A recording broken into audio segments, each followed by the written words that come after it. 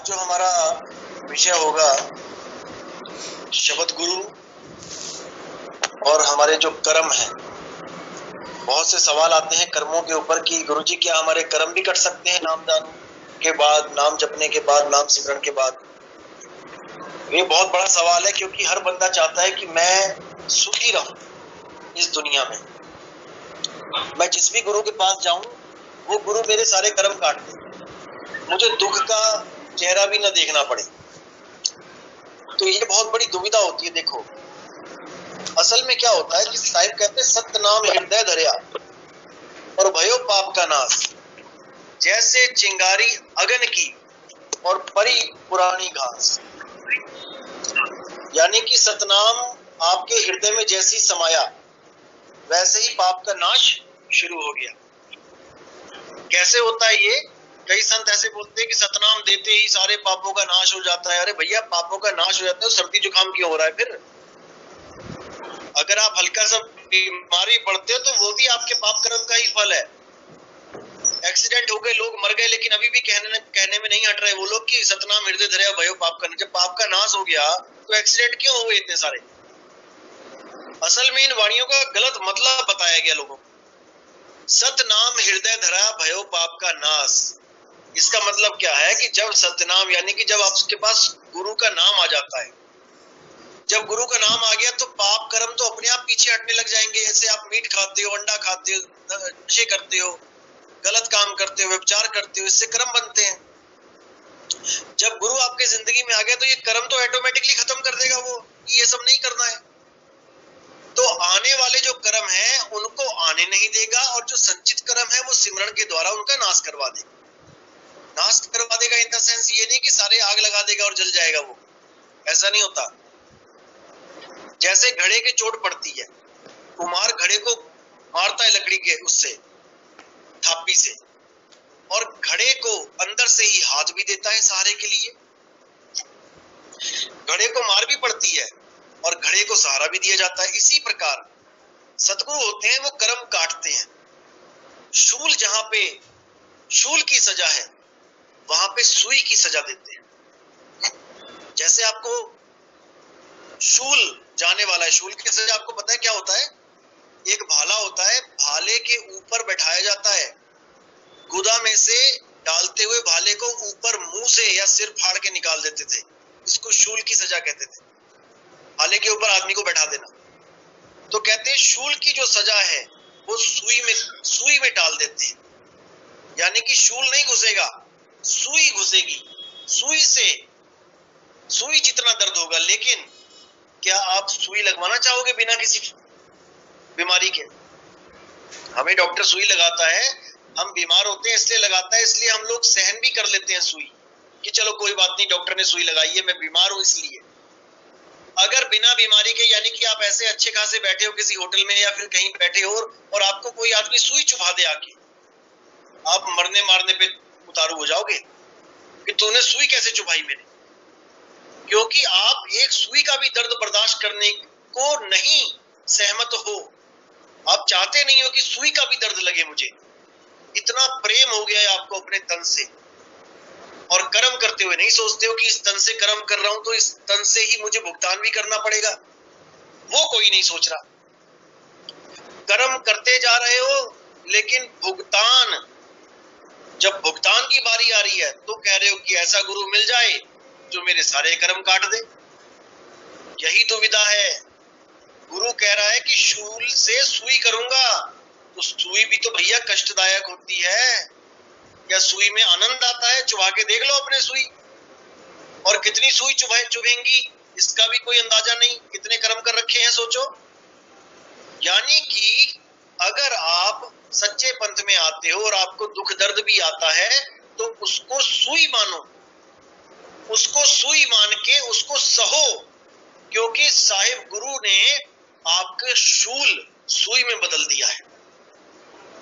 अब कहो कि मुझे सुई भी ना चुभे, तो ऐसा नहीं हो सकता भैया। किसी भी पंथ में चले जाना, दुख तो सबको, बड़े बड़े गुरुओं को दुख आए हैं, गर्दनें तक उतार दी गई उनकी, तत्ती तवे पे यानी गर्म तवे पे बैठा दिया गया, क्रूस पे चढ़ा दिया गया, सुकरात को जहर पिला दिया गया, मीरा को जहर पिलाया गया, दुख तो गुरुओं के पास भी आए हैं, तो आप कैसे बच सकते हो भाई? इसलिए इस चीज को दिमाग से निकाल दो कि गुरु को धारण करते ही मेरे जिंदगी में सुख ही सुख आ जाएगा। ऐसा कुछ नहीं होता भाई। आपकी जिंदगी में दुख आ रहा है तो ये मान के चलो कि गुरु जी आपके कर्म काट रहे हैं। धीरे धीरे धीरे धीरे करके ये सारे कर्म कट जाएंगे, और जब सारे कर्म कट जाएंगे तो आप पाक शुद्ध हो जाओगे और यहाँ से निकल जाओगे सदा सदा के लिए। फिर आप वापस यहाँ नहीं आओगे, क्योंकि ये भोग जून है, कर्म जून है, भोग जून है। ये दुनिया कर्म क्षेत्र है, कर्म करोगे तो भोगना पड़ेगा, भोग जून में आना पड़ेगा। लेकिन जब आप कर्मों से और भोग से दोनों से रत हो जाओ, यानी कि जैसे बोला गया कि हे अर्जुन कर्म कर फल की इच्छा मत कर, ये क्यों बोला गया? इसीलिए बोला गया कि कर्म को मुझ पर सौंप दे, जो कर्म कर रहा है मेरे लिए सोच के सौंप दे मुझे। जब तुझे कर्म का कोई लाभ हानि का तुझे कोई चक्कर नहीं रहेगा, कर्म करते हुए जब सब कर्म मेरे ऊपर सौंप रहा है, तो तुझे फल की भी इच्छा नहीं रहेगी, फल लेने के लिए भी तू नहीं आएगा यहाँ पर। ये भाव था इसका। इसी तरह कबीर साहब भी कहते हैं, जो तू चाहे मुझको छोड़ सकल की आस, और मेरा जैसे हो रहे सब सुख तेरे पास। मेरे जैसा हो जा, दुनिया में सारे कर्म करो और उसकी फल की इच्छा मत करो। जो भी कर्म कर रहे हो गुरु के लेखे लगा दो, आपके लिए, गुरु जी आपके लिए कर रही है, ये मेरा काम नहीं है, ये आपके लिए कर रही है। अब नुकसान होता है आपका नुकसान है, फायदा होता है आपका फायदा है, मैं करता नहीं। इस भाव से जब आप कर्म करोगे तो आप 100% फल के भी हकदार नहीं हो, क्योंकि जब आप करता ही नहीं हो तो भोक्ता कैसे हो सकते हो? खुद को कर्ता नहीं समझना है, क्योंकि जितने भी कर्म हो रहे हैं ये प्रकृति के अधीन है, 3 गुणों के अधीन है, 3 गुणों के द्वारा ये सारे कर्म करवाए जा रहे हैं। जब गीता के 18 अध्याय खोलूंगा मैं, तब उसमें आपको एक एक चीज समझ में आने लग जाएगी कि ये कर्म क्या होते हैं, कर्म करता कौन है। आप कुछ नहीं कर रहे हो, आप अकर्ता हो, लेकिन अकर्ता होते हुए भी सब कुछ करने दे रहे हो अपने मन को और अपने तन को। मन कोई भी इच्छा करता है, आप बेफिक्र होके कह देते हो हाँ बेटा कर ले। आप कभी उसको लताड़ते नहीं हो, आप उसको रोकने की कोशिश नहीं करते हो, क्योंकि यही मन, अनुराग सागर में जैसे बताया गया है कि परमात्मा का पुत्र है काल, और वो ये मांगता है वो मांगता है, और परमात्मा देता रहता है उसको। वही हाल है हमारा, मन हमारा पुत्र है, हमसे जो मांगता है हम देने को तैयार हैं। कुछ भी उल्टा सीधा मांगता है हम दे देते हैं उसको। हमने रोकना है उसे, शब्द की शक्ति से रोकना है। अगर जबरदस्ती रोकोगे तो डबल पंगा करेगा आपके साथ, शब्द की शक्ति से रोकोगे तो रुकेगा। जैसे हाथी रुकता है अंकुश से, वैसे मन भी रुकेगा, लेकिन शब्द होना चाहिए तब, अन्यथा नहीं रुकेगा। तो इसीलिए कर्मों की जो गति है, तो साहिब कहते हैं कर्म गति टारी ना ही टरे, कर्मगत टारी ना ही टरे, वो टल नहीं सकती। चाहे कहीं छुप जाओ, धरती पे कर्म करके आप चांद पे भी चले जाओगे तो वहां चांद पे भी आपको सजा मिलेगी। ऐसा नहीं है कि आप बच जाओगे, नहीं बच पाओगे। मुनि वशिष्ठ से पंडित ज्ञानी शोध के लगन धरे, और सीता हरण मरण दशरथ को वन में विपत परे, कर्म गति टारी नहीं टरे। मुनि वशिष्ठ ने कितना लगन शोधा था राम और सीता कि बहुत बढ़िया लगन है जी, बहुत बढ़िया कुंडली है, ये इतने गुण मिल गए जी, इतने गुण मिल गए। और देखो दोनों की कुंडलियां मिलाने के बाद भी उनको वनवास हो गया 14 साल का। जब वो नहीं एग्जैक्ट पता कर पाए कि इनकी किस्मत में क्या लिखा हुआ था, और लगन शोध के ब्याह करवाया, और उसका क्या फल मिला? 14 साल का वनवास मिल गया। तो हमारा और आपका क्या हाल है? हम आप तो जीव कैटेगरी में हैं, कैसे जाएंगे, कैसे पहुंचेंगे वहां तक? तो फिर कहते हैं पांडव जिनके आप सारथी, तिन पर विपत परी, कहत कबीर सुनो बेसाधो होनी होके रही। पांडव जिसके आप जिनके सारथी, मतलब पांडवों के जो सारथी थे कृष्ण जी, वो खुद बैठे हुए थे और उन पे भी विपत्ति पड़ गई थी। देखो चक्रव्यूह में कैसे अभिमन्यु मारा गया, कितनी तगड़ी विपत्ति थी, सब रोए बैठ के। तो उनकी भी कर्मगत टारी नहीं टरी, उनको भी ये भोगना ही पड़ा।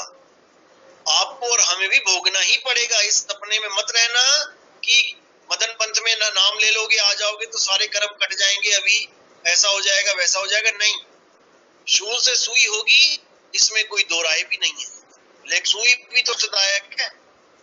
इतना कर तो भैया सब पड़े कि कर्म किए, और जिन्हें कर्म नहीं किए गलत, वो बिल्कुल फिक्र ना करे, वो बड़े आराम से रहेगा, कोई दिक्कत नहीं आए, भजन भक्ति करेगा, निकलेगा यहाँ से। अब जिसने पिछले जन्मों में कर्म ज्यादा कर रखे हो तो भैया भोगना पड़ेगा। यहाँ पर कोई ऐसा कोई लालच नहीं दिया जाता है। यहाँ तो बोला गया है कि नाम जपत कोड़ी भला, नाम जपत कोड़ी भला, चुई चुई गिर चाम, और वो कंचन दे किस काम की, जिस मुख नाही राम।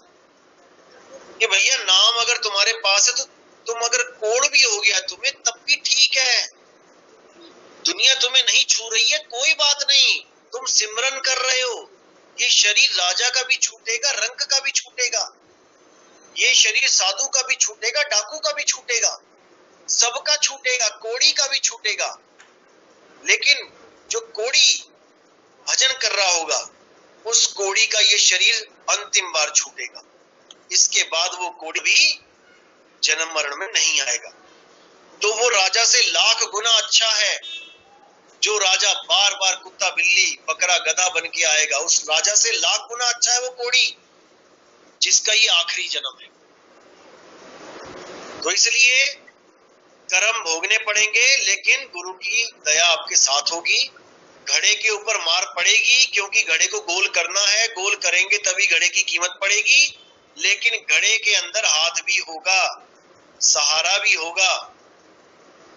ऐसा नहीं है कि सहारा नहीं होगा, बिल्कुल होगा, लेकिन पूर्ण विश्वास करना पड़ेगा गुरु पे।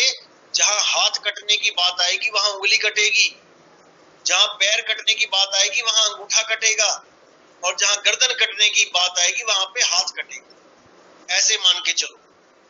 लेकिन कर्मों का बोझा तो भैया ढोना पड़ेगा,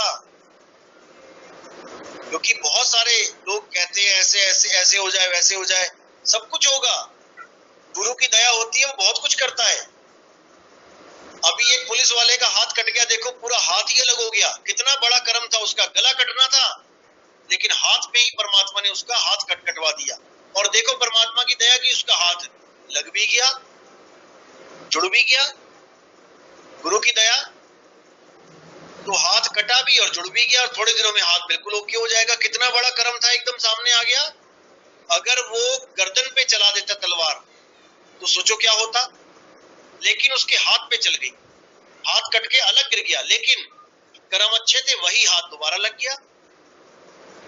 तो ये गुरु की कृपा होती है, परमात्मा की किसी पर भी हो सकती है। ऐसा नहीं है कि कोई गुरु धारण करेगा, ये मालिक की मौज होती है।